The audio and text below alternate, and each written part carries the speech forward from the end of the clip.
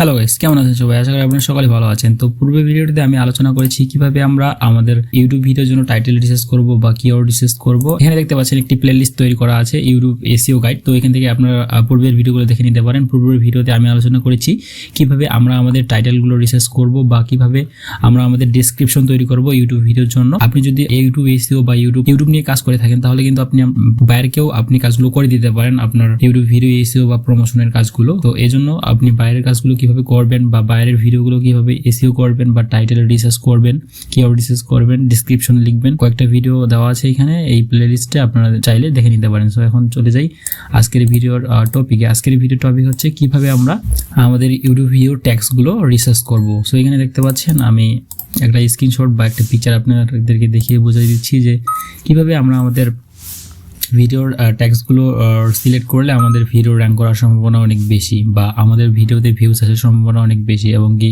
ভিডিওটি র্যাঙ্ক করবে একদম টপ সার্চ রেজাল্টে। সো এখানে দেখতে পাচ্ছেন ভিডিওর টপিক ছিল যে সার্চ ইমপ্রেশন শর, অর্থাৎ গুগল অ্যাডস নিয়ে ভিডিওটি ছিল। এবং দেখতে পাচ্ছেন যে এখানে র্যাঙ্কের টেক্সটগুলো দেখা যাচ্ছে। এখানে এই যে এটা হচ্ছে 3 নম্বরে র্যাঙ্ক করছে, এটা 8 নাম্বার। সো এখানে দেখতে পাচ্ছেন এগুলো হচ্ছে র্যাঙ্কের টেক্সট।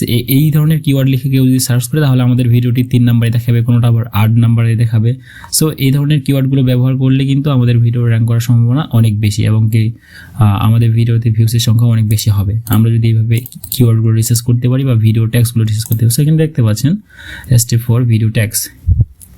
ভিডিও ট্যাগস মূলত কিওয়ার্ডস, অর্থাৎ আপনার যেই টপিক নিয়ে ভিডিওটি তৈরি করছেন বা যেই টপিক নিয়ে ভিডিও, সেই টপিক রিলেটেড যে রিলেভেন্ট কিওয়ার্ডগুলো আছে, কিওয়ার্ড ফ্রেজগুলো যে আছে একই ধরনের, সেই ধরনের। You can think of video tags, মানে আপনি ভাবতে পারেন যে ভিডিও ট্যাগসটি হচ্ছে হ্যাশট্যাগের মতো।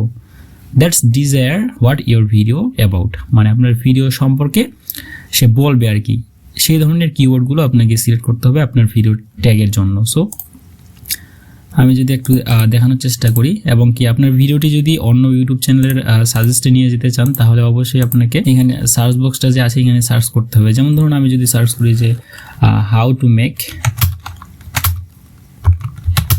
Thumbnail for YouTube. সো এই কিওয়ার্ড লিখে সার্চ করার পরে দেখতে পাচ্ছেন এখানে প্রথমে যে কয়েকটা রেজাল্ট শো করছে 3 মান্থ এগো, মানে 3 মাস আগের ভিডিওটি।